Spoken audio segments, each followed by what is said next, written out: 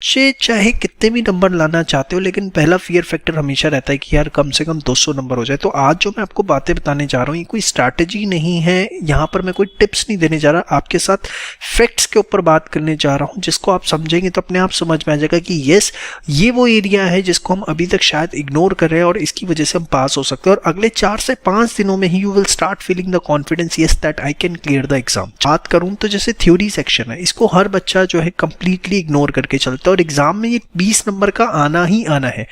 आप उठा के पेपर पिछले 6 से 7 अटेम्प्ट के देख लीजिए, कम से कम 20 नंबर की थ्योरी आपको एग्जाम में दिखेगी ही दिखेगी। और एक ऐसा एरिया है जहां 20 में से 20 नंबर ला सकते हैं अगर आप आंसर सही करके आते हैं, क्योंकि 12 नंबर के तो इसमें ट्रू फॉल्स आते हैं जिनके आपको विद रीजनिंग आंसर देने होते हैं 12 आउट ऑफ 12। और 8 नंबर की जो थ्योरी है वो भी बहुत टू द पॉइंट थ्योरी होती है जिसमें फुल आउट ऑफ फुल ला सकते हैं, लेकिन कोई भी बच्चा इस एरिया को ध्यान नहीं देता है। तो इसको आपको फोकस करना है। अब इसको पढ़ना कैसे है, जो परफेक्ट रिवीजन बुक है जो हम आपको अवेलेबल करवाते हैं, जो कि आपने अगर अभी तक नहीं लिया है तो नीचे डिस्क्रिप्शन में लिंक है, वहां से ले भी सकते हैं। बहुत नॉमिनल अमाउंट पे ये बुक अवेलेबल है।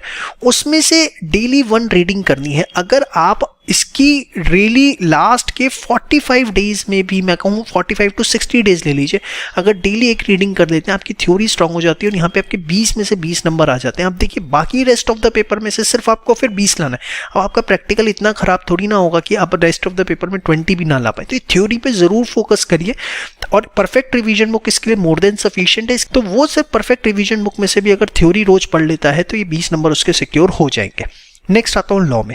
लॉ में आप उठा के देखिए पिछले 7 अटेम्प्ट के paper, sales of goods act, partnership, LLP, you will see कि ये तीनों एक्ट मिला करके कम से कम 30 नंबर के एग्जाम में आते हैं और यहाँ पर आप आराम से 25 नंबर ला सकते हैं, कोई इसमें दिक्कत वाली बात नहीं है।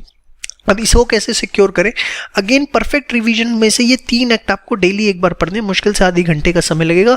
आप खुद एक हफ्ते में कहेंगे कि अरे यार इतना आसान था, ये तो मेरा तैयार हो गया। नहीं ले रखा तो आप परफेक्ट रिवीजन बुक जिसका लिंक डिस्क्रिप्शन में है वहां से ले लीजिए। डेली 1 रीडिंग आपको इन 3 एक्ट्स की करनी है, मुश्किल से आधी घंटे का समय लगेगा। लॉ में with in 4 to 5 days 6 days you will start feeling the confidence. और ये नहीं कि एक दिन सेल्स ऑफ गुड्स एक्ट, अगले दिन पार्टनरशिप, अगले दिन LP, ऐसा नहीं करना। तीनों एक्ट एक दिन में पढ़ना है, मात्र आधी घंटे का समय लगेगा। तो आप इन चीजों को समझिए कि पेपर कहां से कितना आना, पहले उसको स्ट्रॉन्ग करिए, फिर ऑटोमेटिकली कॉन्फिडेंस आना शुरू होगा। अब आप इतना कर लेते हैं तो लॉ में क्या आपका BC और रेस्ट ऑफ द एक्ट इतना भी अच्छा नहीं होगा कि वहां पर आप 15-20 नंबर ला सकें। तो पहले अपने बेस को हमें स्ट्रॉन्ग करना है। बात है मैथ स्टैट्स LR के ऊपर। अब LR सिर्फ 4 चैप्टर, स्टैट्स में उसकी theory, central tendency, dispersion, correlation, regression, index number, मैंने प्रोबेबिलिटी भी हटा दिया, थ्योरेटिकल डिस्ट्रीब्यूशन भी हटा दिया। मैथ्स में ratio, proportion, indices, log, sequence, series, time value of money. यहाँ पर यहाँ से आएगा कम से कम 20 नंबर का पेपर, यहाँ से आपका आएगा 25 नंबर का पेपर, यहाँ से पूरा 20 नंबर का पेपर। आपको देखिए 65 मार्क्स का पेपर आपके पास यहाँ पे डिजाइन होता है। अब आप अगर सिर्फ IC के क्वेश्चंस अच्छे से कर लेते हैं तो यहाँ पर आप आसानी से बिना किसी प्रॉब्लम के जो है सॉल्व हो सकते हैं। और कुछ मत करो, एटलीस्ट इतना कर लो। और अगर आपने कोर्स नहीं ले रखा तो IC के क्वेश्चन इन चैप्टर्स का एक भी छोड़ के नहीं जाना। एडिशनल क्वेश्चन बैंक करने की बात नहीं कर रहा हूँ, लेकिन इलस्ट्रेशंस और जो सेट बी और जो एक्सरसाइज के क्वेश्चंस हैं वो आपने बहुत अच्छे से करके जाने हैं मैथ स्टैट्स LR में इन चैप्टर्स के। अब मैं आना चाहूंगा इको। डेली एक रीडिंग परफेक्ट रिवीजन बुक की लगा दो और ICA के क्वेश्चंस कर लो। अब ये देखो कितना कम एरिया, अगर आप देखें अकाउंट्स में 20 नंबर, लॉ में 30, यहाँ पे मैं 65 की बात कर रहा हूँ और ये आपने कर लिया तो 60 मार्क्स आपके कहीं नहीं गए। तो आप खुद जो है देखेंगे कि अरे यार मैं तो पास हो रहा हूँ, इसमें मुश्किल क्या है। आप क्या करते हैं, थ्योरी इग्नोर करते हैं, सबसे इंपॉर्टेंट एरिया आप इग्नोर करके चलते हैं। यहाँ पर इन 3 एक्ट्स पे फोकस नहीं करते, सारा ध्यान लगा देते हैं कॉन्ट्रैक्ट एक्ट पे या कंपनी एक्ट के ऊपर। मैथ स्टैट्स LR में इन चैप्टर्स को अच्छे से करो जहाँ से पेपर आना है, इको ऐसे करो।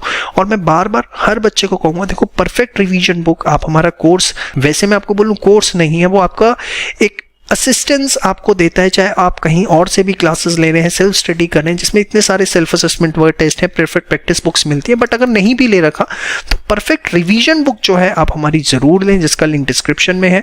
और एटलीस्ट मेक श्योर कि ये CA फाउंडेशन का अटेम्प्ट आपका निकले। और इसके बाद आखिरी में एक सलाह और देना चाहूंगा कि कम से कम 5 मॉक टेस्ट पेपर आपको अकाउंट्स, लॉ के जरूर देने हैं और कम से कम 15 मॉक टेस्ट पेपर आपको जो आपके ऑब्जेक्टिव पेपर है, that is math stats LR eco के जरूर देने हैं, ताकि एग्जामिनेशन टाइम पे पैनिक ना करें। वो जो कॉन्फिडेंस आपको चाहिए, उस कॉन्फिडेंस के साथ जो है आप एग्जाम में जा पाए।